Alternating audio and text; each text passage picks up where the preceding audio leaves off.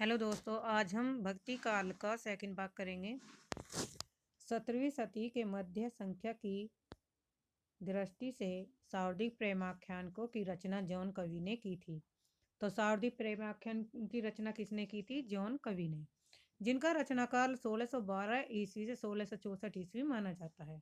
John कवि ने 78 ग्रंथों की रचना की थी, जिसमें 29 प्रेमाख्यान हैं। इसमें से प्रमुख हैं कथा रत्नावली, कथा कनकावती, कथा मोहिनी, कथा कलाव कवलावती, कथा नल दमयंती, कथा कलावंती, कथा रूप मंजरी, कथा पिजन साहिजा देवा देवल दे, कथा कलंदर, कथा ग्रंथ लैले मंजनू।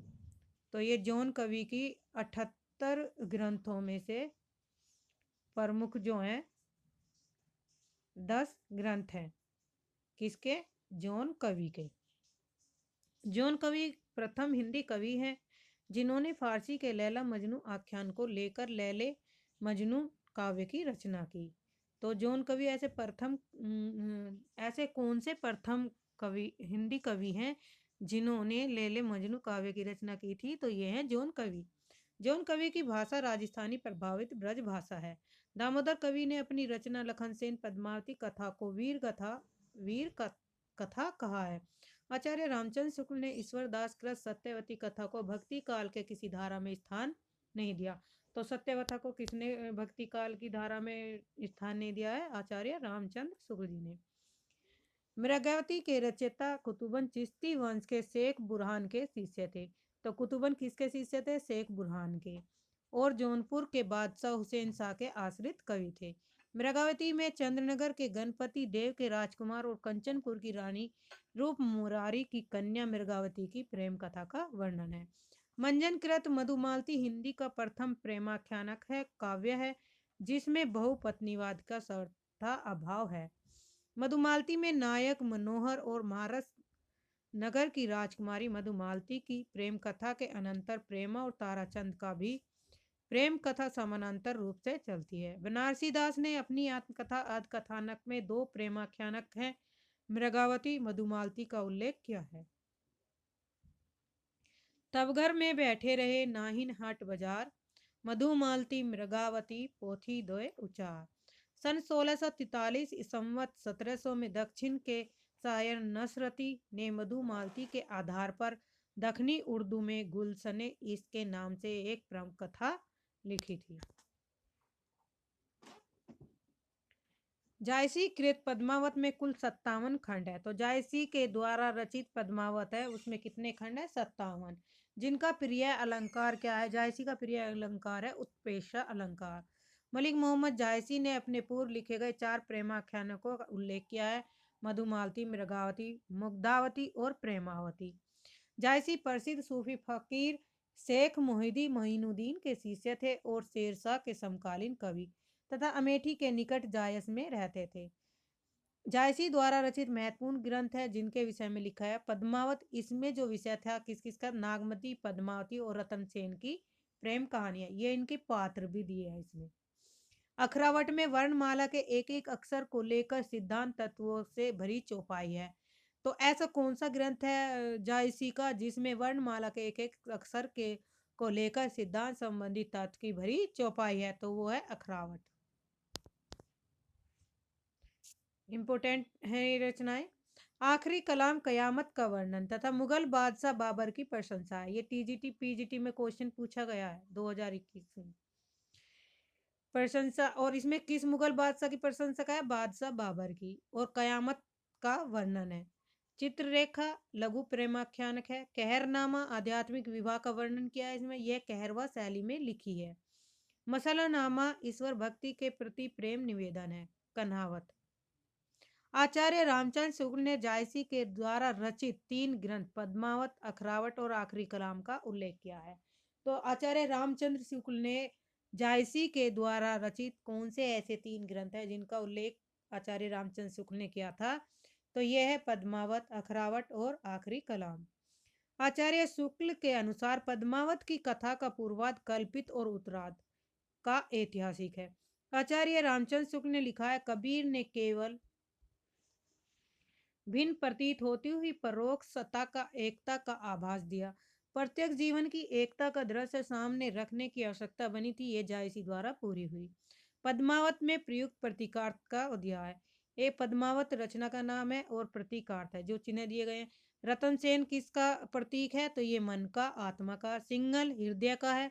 पद्मावती श्रद्धा, सात्विक बुद्धि या परमात्मा का है। सुआ या हीरामिन गुरु गुरु का प्रतीक है। नागमती दुनिया का धंधा या सांसारिक बुद्धि है। राघव चेतन शैतान का है। अलाउद्दीन माया का है। विजयदेव सहानी विजयदेव नारायण साहनी में पद्मावत को हिंदी में अपने ढंग की अकेली ट्रेजिक कृति कहा है। पद्मावत का नागमती वियोग खंड हिंदी साहित्य को अनुपम निधि है। प्रेमाख्यानक काव्यों में 5 चौपाई के बाद एक दोहा देने की परंपरा निम्नलिखित कृतियों में पाई जाती है। मृगावती, मधुमालती, इंद्रावती, सत्यवती कथा। चंदायन और आलमकृत माधवानल काम कंदला में है।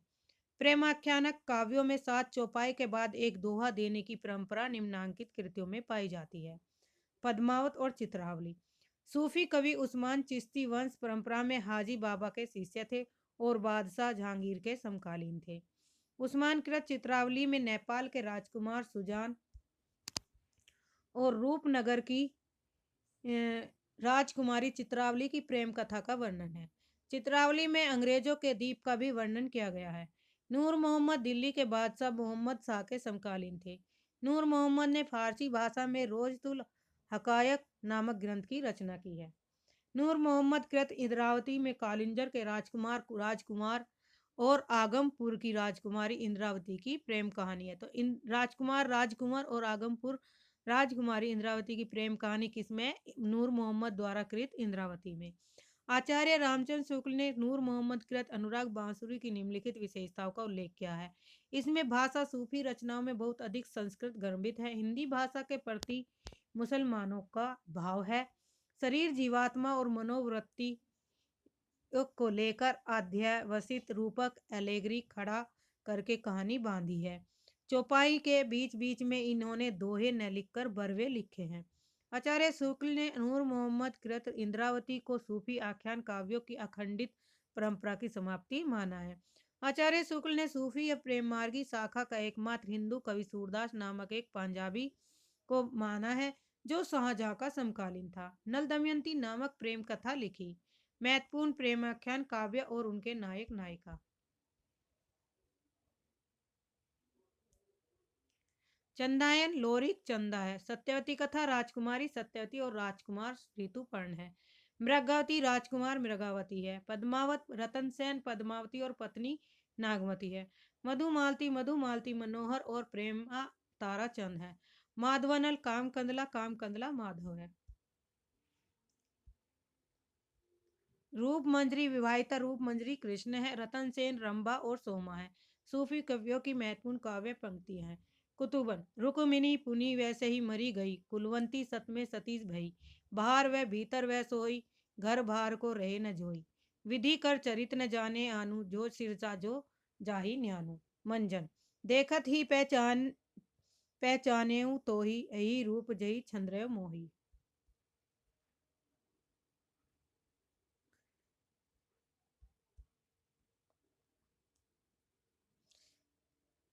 यही रूप देखन ही पहचानो तो ही यही रूप छे चंद्रमोही, यही रूप बुत और छपाना, अहे रूप रव सृष्टि समाना, यही रूप शक्ति और शिव, यही रूप त्रिभुवन कर जीव, यही रूप प्रकटे बहु भेसा, यही रूप जग रंग नरेसा, विरह अवधि अवगाह अपारा, कोटि माही एक परित पारा, विरह की जगत अवस्था जाही, विरह रूप ये सृष्टि सभाई।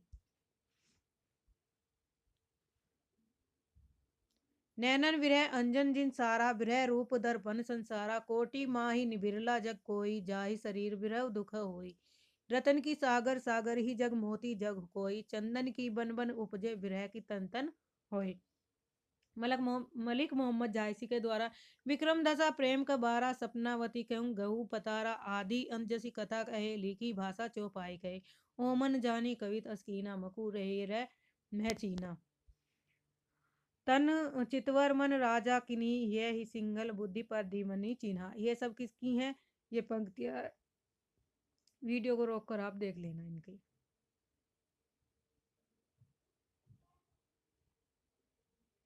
यहाँ तक। अब यहाँ सूफी कवियों ने परमात्मा को स्त्री और आत्मा को पुरुष रूप में स्वीकार किया, जबकि संत कवियों ने इसके विपरीत साधना की है। तो सूफी कवियों ने स्त्री को क्या माना है? परमात्मा। और पुरुष को क्या माना है? आत्मा। सूफी कवियों की प्रेम पद्धति में इश्क मजाजी लौकिक प्रेम से इश्क हकीकी अलौकिक प्रेम तक पहुंचने की कोशिश की है। सूफी सिद्धांत में इश्क हकीकी तक पहुंचने के लिए साधक को निम्नलिखित 4 अवस्थाओं से गुजरना पड़ता है, जो इस प्रकार है। मनुष्य के 4 विभाग है, 4 जगत है, 4 साधक। साधक की 4 अवस्था है। जैसे नफ्स विषय भोग वृत्ति इंद्रियां है, आमेला आमेला नासूत भौतिक है, शरीयत धर्म ग्रंथों के विधि निषेध है। रूह आत्मा या चित्त आमले मलकूत चित्त अजगत। तरीकत हृदय की शुद्धता है। कल्ब हृदय है, आमले जबरूत आनंद जगत है, हकीकत भक्ति उपासना है, सत्यबोध है। अकल बुद्धि आमले लात ब्रह्म जगत। मार्फत सिद्धावस्था या आत्मा परमात्मा का मिलन है। सगुण धारा। सगुण भक्ति का उद्भव एवं विकास। आचार्य रामचंद्र शुक्ल के अनुसार श्रद्धा और प्रेम के योग का नाम भक्ति है।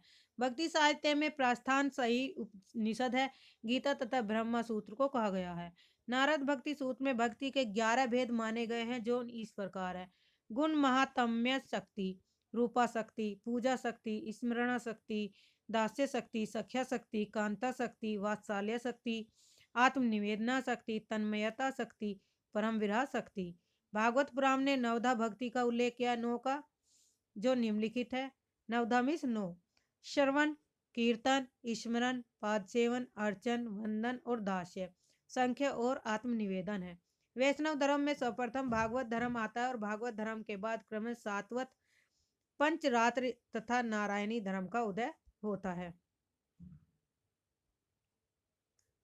सातवत धर्म के प्रवर्तक वासुदेव माने जाते हैं। 5 रात्र में रात्र शब्द का अर्थ ज्ञान है, परम तत्व मुक्ति भुक्ति योग तथा विषय संसार। इन पंचविध ज्ञान वचन को 5 रात्र धर्म कहते हैं। वैष्णव भक्ति का उदय दक्षिण भारत में हुआ। दक्षिण भारत से ही सगुण भक्ति की उत्पत्ति स्वीकार की जाती है। वैष्णव भक्ति का आधार ग्रंथ भागवत महापुराण माना जाता है। वैष्णव भक्ति के आदि आचार्य रामानुजाचार्य माने जाते हैं। वैष्णव भक्ति के संप्रदाय आचार्य दर्शन निम्नलिखित है। संप्रदाय श्री रामानुजाचार्य 1016 से 1127। गुरु इनके यादव प्रकाश है। और कौन सा दर्शन है? विशिष्ट द्वैतवाद। जन्म स्थान का है रामानुजाचार्य? कांचीपुरम, दक्षिण दरभंगा में। श्री माधवाचार्य का समय काल है, जन्म है 1199 और ये ब्रह्मा के से इनका है दर्शन द्वैतवाद और इनका जन्म स्थान है बेलग्राम। रुद्र विष्णु भगवान विष्णु स्वामी के 1300 में इनका जन्म है, दर्शन शुद्धाद्वैतवाद है। सनकादि निम्बकाचार्य 1114 में है।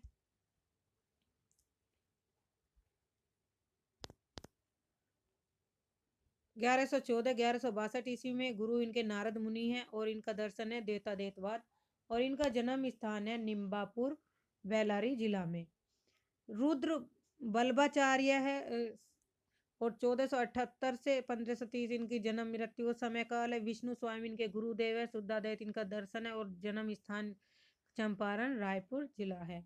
रुद्र संप्रदाय के आदि प्रवर्तक विष्णु स्वामी है, किंतु कई विद्वान द्वारा इसका प्रवर्तक आचार्य बल्बाचार्य को मानते हैं। जितने भी ये संप्रदाय महत्वपूर्ण है और हर बार इनसे एग्जाम में क्वेश्चन आते हैं। दक्षिण भारत के वैष्णव भक्तों को अलवार कहते हैं। अलवार ने कृष्ण और राम दोनों की आराधना की है। तो अलवार ने किन की दोनों की आराधना की है? कृष्ण और राम की। अलवारों का संबंध दक्षिण भारत के केरल प्रांत से। इनकी संख्या कितनी है? 12। दक्षिण भारत के अलवारों की संख्या कितनी है? 12, जो अगणित है। तमिल नाम है और संस्कृत में दिए गए हैं, जो इस प्रकार से हैं। मोएंगे आलवार सरो योगिन, भूतान तालवार भूत योगिन, पैयालवार महोगिन भ्रांति योगिन, नम आलवार भक्तिसार, नमालवार सटकोपाचार्य, मधुकर कवि आलवार मधु कवि, कुलशेख आलवार कुलशेखर, पैरो आलवार विष्णुचरित, अंडाल आलवार महिला गोदा, तोडर डिपोडो आलवार भक्ता घ्रेणु, तिरुपमान आलवार योगीवान, तिरुमंगे आलवार परकाल।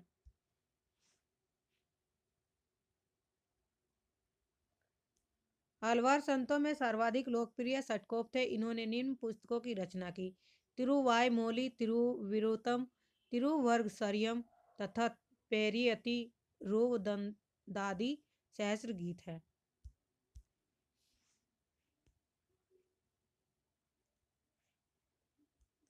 सातवें अलवार संत केरल के चेरवंशी राजा कुलशेखर ने पेरुमाल तिरुभोवी नामक ग्रंथ की रचना की।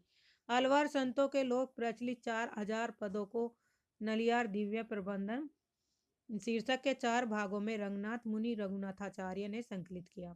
रघुनाथाचार्य या रंगनाथ मुनि को श्री संप्रदाय का प्रथम आचार्य माना जाता है, जिनका जन्म सन 824 ईस्वी से मृत्यु 924 ईस्वी में हुआ।